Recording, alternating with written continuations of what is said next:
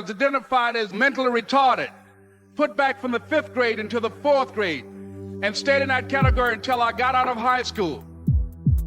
I don't have any college training, but I met a high school teacher who one day changed my life. I was waiting on another student, and when he came in, he said to me, "Young man, go to the board and write what I'm about to tell you." And I said, I can't do that, sir. He said, "Why not?"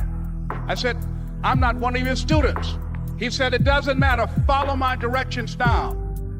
I said, "I can't do that, sir." He said, "Why not?"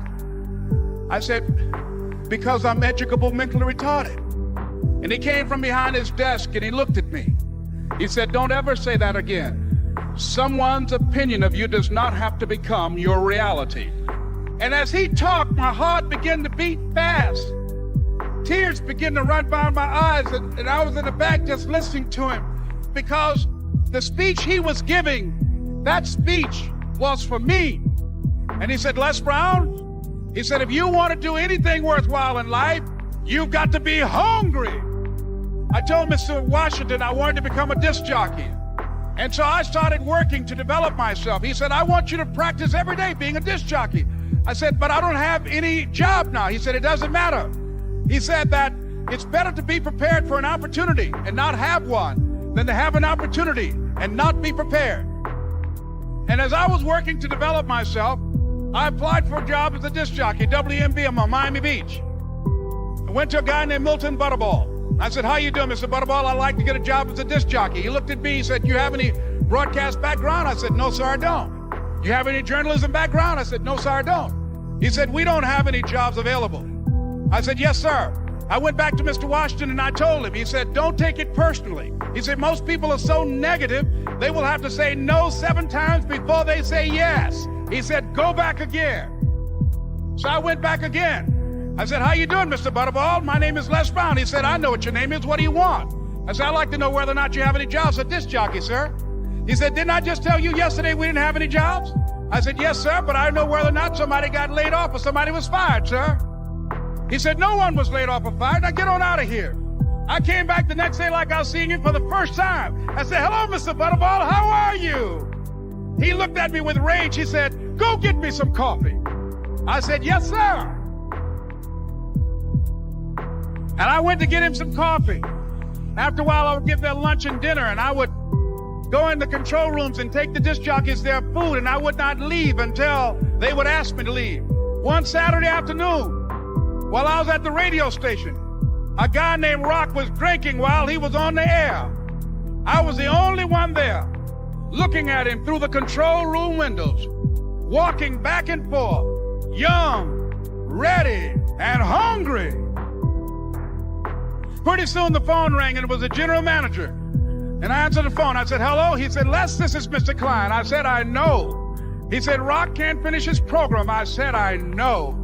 He said, "Would you call one of the other DJs in?" I said, "Yes, sir." I hung the phone up. I said, "Now he must think I'm crazy." I called my mom and my girlfriend, Cassandra. I said, "Y'all turn up the radio and come out on the front porch. I'm about to come on the air."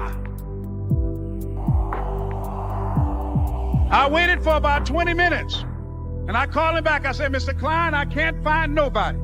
He said, "Young boy, do you know how to work the controls?" I said, "Yes, sir." He said, "Go in there and don't say nothing here." I said, "Yes, sir." I couldn't wait to get behind those controls. I put on an old Stevie Wonder record called Fingertips. I sat down behind that turntable. I said, "Look out, this is me, LB Triple P, Les Brown, your platter playing papa. There were none before me and there will be none after me. Therefore, that makes me the one and only. Young and single and love to mingle, certified, bona fide, indubitably qualified to bring you satisfaction, a whole lot of action. Look out, baby, I'm your love man." I was hungry. I was hungry. You got to be hungry. Begin to know that you have greatness within you. And if just one of you here begin to envision yourselves as being blessed and highly favored to reach your goals, if just one of you capture the essence of what that means, that you have greatness within you and a responsibility to manifest that greatness, that you can make your parents proud, you can make your school proud, you can touch millions of people's lives, and the world will never be the same again because you came this way. It was hard, ladies and gentlemen, coming to speak to people. And I was facing financial difficulties in my own life.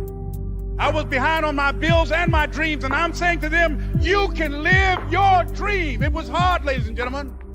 It was very difficult to pick myself up each day believing that I could do it. There were times that I doubted myself. I used to ask myself, can I do this? And something said within me, you're the one. Don't give up on your dream. By continuing to push forward, by continuing to run toward my dream, that one day I would have my own talk show.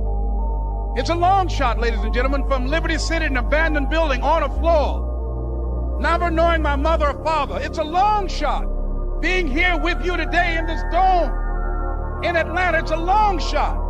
No college training, labeled educable, mentally retarded, but I kept running toward my dream. Don't stop.